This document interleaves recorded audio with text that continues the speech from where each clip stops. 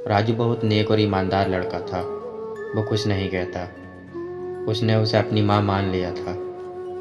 कुछ दिन बीतने के बाद मुन्नी कुछ दिनों बाद शहर जाती है, बिना किसी को साथ लिए। तो राजू का बाप कहता है, तुम बिना बताए कहाँ जा रही हो, और वो भी अकेले। तो वो एक भी नहीं सुनती और वहाँ से चली जाती है। 4 से 5 दिन बाद वापस लौट कर आती है। उसके साथ एक वकील होता है और वो कहती है, अब ये घर तुम्हारा नहीं है, ये सब मेरे नाम है। राजू वकील से कहता है, तुम्हारा दिमाग तो ठीक है। वकील राजू को एक थप्पड़ मार देता है। तो राजू भी गुस्से में आ जाता है और उसकी अच्छे से पिटाई कर देता है। अब ये दोनों वहाँ से चले जाते हैं और मुन्नी ये कह कर जाती है, मैं तुमसे इसका बदला ज़रूर लूँगी। दोनों वहाँ से चले जाते हैं। अब ये राजू का बाप ये सोच रहा होता है, मैंने बेकार में ही दूसरी शादी की, मेरा घर भी चला गया और बीवी भी नहीं रही। अब ये दोनों उदास पड़े रहते हैं। राजू का बाप अंदर ही अंदर घुट रहा होता है और उससे ये बर्दाश्त नहीं होता। अपने कमरे में जाता है और पिस्तौल से अपनी गोली सीने में उतार लेता है। राजू बगल में ही सो रहा होता है। वो गोली की आवाज़ सुनता है तो वह अपने बाप के कमरे की तरफ बढ़ता है। दरवाजा अंदर से बंद था।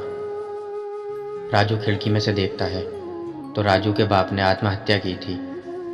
थोड़ी देर बाद पुलिस आ जाती है। राजू सब कुछ बता देता है, मेरे पिता ने आत्महत्या की है। पुलिस का मामला निबट जाता है।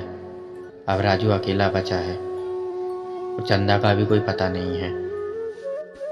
अब मुन्नी भी उस घर में नहीं रहना चाहती, तो पास के गांव में एक बड़े जमींदार को वो 6 लाख में उस घर को बेच देती है और उसके पास में ही एक अपना छोटा सा घर ले लेती है और वो वहाँ पर रहने लग जाती है। वो जमींदार राजू के घर आता है और राजू की हालत देखता है तो वो राजू से कहता है, ये घर मैं तुम्हें रहने के लिए दे रहा हूँ और जो ये खेती बाड़ी का काम है इसका आधा हिस्सा मेरे घर पे भेज दिया करना। वो जमींदार कहता है, तुम आकर मेरे साथ मेरा घर देख लो। तो राजू कहता है, मैं कल आ जाऊँगा और खेती बाड़ी की जितनी भी जानकारी होगी मैं आपको कल बता दूँगा आपके घर आकर। राजू अगले दिन उस जमींदार के घर जाता है। तभी एक नौकर आता है और कहता है, बताइए आपको क्या काम है। तो राजू कहता है, मुझे जमींदार साहब ने बुलाया था। नौकर कहता है, जमींदार साहब अभी आते होंगे, आप इंतज़ार कीजिए। उस घर से बाहर जाने के 2 रास्ते थे, एक आगे से और एक साइड से। एकदम से साइड वाला दरवाज़ा खुलता है और वहाँ से एक लड़की निकल कर आती है। उस लड़की ने बहुत कीमती कपड़े और बहुत कीमती जेवरात पहन रखे थे। उसे देखकर राजू बहुत खुश होता है क्योंकि उसके सामने उसका प्यार खड़ा था, चंदा। वो दोनों आपस में एक दूसरे को देखते रह जाते हैं और राजू चंदा के पास जाता है और चंदा से पूछता है, तुम यहाँ कैसे आई।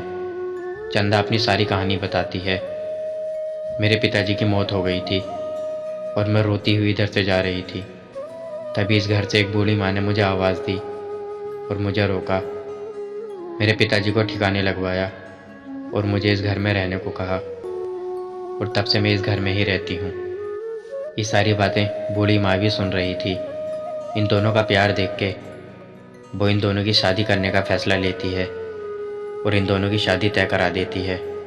उधर जमींदार सुनता है, वो भी खुश हो जाता है और वो राजू से कहता है, वो घर तुम्हारा था और तुम्हारा ही रहेगा और वह ज़मीन तुम्हारी थी, वो भी तुम्हारी ही रहेगी। राजू और चंदा बहुत ज़्यादा खुश हो जाते हैं क्योंकि अब राजू भी गरीब नहीं है और चंदा भी गरीब नहीं है।